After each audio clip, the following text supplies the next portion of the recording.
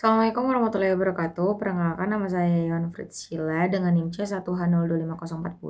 Di sini saya akan menjelaskan presentasi tentang globalisasi dan integrasi internasional.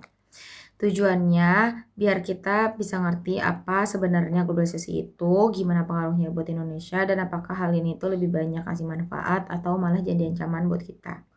Masuk ke pengertian globalisasi dan integrasi internasional. Kalau ngomongin globalisasi, bayangin aja dunia ini tuh kayak satu kampung besar, gimana kita itu bisa belanja barang dari luar negeri lewat HP, nonton film dari Amerika, dan juga dengar lagu dari Korea. Semuanya itu bisa kita lakukan dalam hitungan detik. Nah, itu tuh salah satu contoh nyata dari globalisasi. Jadi dunia itu bisa nyatu tanpa batas. Nah, terus ada juga istilah integrasi internasional. Nah, kalau misalnya globalisasi itu prosesnya, nah kalau integrasi internasional itu lebih ke hasilnya sejauh mana suatu negara itu ikut aktif di dunia global. Misalnya Indonesia itu gabung di ASEAN, WTO, PBB, atau G20. Artinya kita itu udah jadi bagian dari sistem internasional, bukan cuma berdiri sendiri. Masuk ke 4 pendekatan globalisasi. Nah, dalam teori globalisasi ini itu ada 4 pendekatan yang utama. Nah, yang pertama itu pendekatan sistem global. Jadi dunia ini tuh dilihat kayak satu sistem besar yang saling terhubung. Contohnya itu kayak kalau ekonomi di satu negara itu jatuh, itu bisa banget ngefek ke negara lain juga. Kayak waktu krisis ekonomi global, dampaknya itu kerasa banget sampai Indonesia. Nah, yang kedua itu ada pendekatan budaya global. Nah, pendekatan budaya global ini paling sering kita rasain. Kayak budaya dari negara lain itu gampang banget masuk. Mulai dari makanan cepat saji, fashion, sampai hiburan kayak K-pop atau film-film barat. Positifnya itu kita bisa jadi lebih terbuka sama budaya tersebut, tapi terkadang juga bisa bikin budaya lokal kita itu jadi agak tertutup.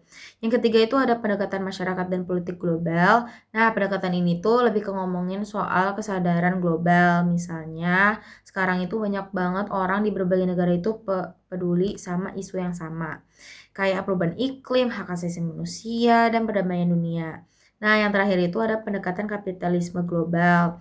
Eh, Pendekatan ini itu lebih ke ekonomi, di mana sistem kapitalis jadi dominan di seluruh dunia. Perusahaan-perusahaan besar punya pengaruh besar banget terhadap ekonomi global, misalnya kayak Apple, Google, ataupun Tesla yang produknya itu udah di mana-mana banget, udah dipakai di mana-mana. Selanjutnya ada analisis kritis.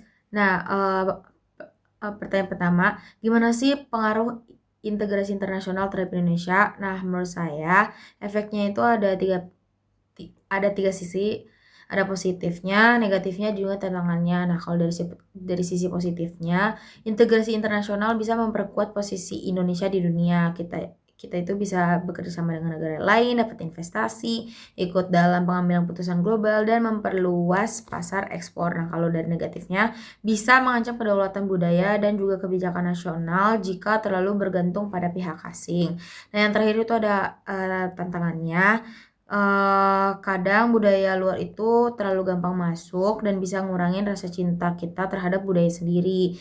Atau kebijakan ekonomi global itu bisa aja bikin kita tergantung atau bergantung sama negara maju kalau nggak hati-hati.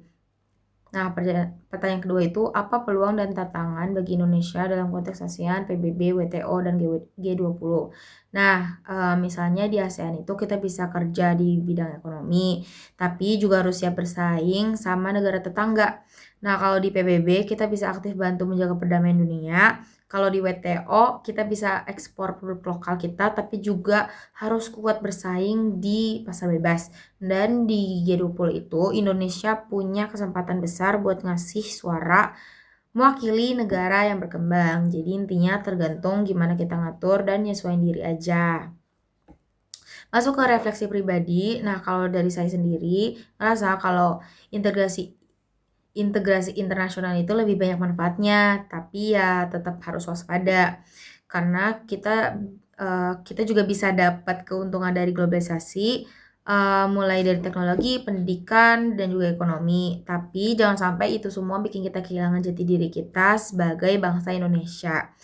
Menurut saya kuncinya itu harus seimbang. Kita boleh banget terbuka sama dunia, tapi tetap pegang nilai-nilai Pancasila, budaya lokal, dan identitas nasional kita. Karena kalau bukan dari kita, mau siapa lagi?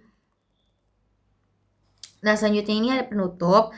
Nah, dari semua yang sudah saya jelasin, bisa disimpulin kalau globalisasi dan integrasi internasional ini bikin dunia makin terhubung dan saling bergantung. Nah, Indonesia harus bisa manfaatin peluang global tersebut, tapi juga tetap menjaga kedaulatan dan identitasnya sendiri. Sekian, terima kasih sudah mendengarkan video presentasi dari saya. Bila mana ada kesalahan kata, mohon dimaafkan. Terima kasih. Wassalamualaikum warahmatullahi wabarakatuh.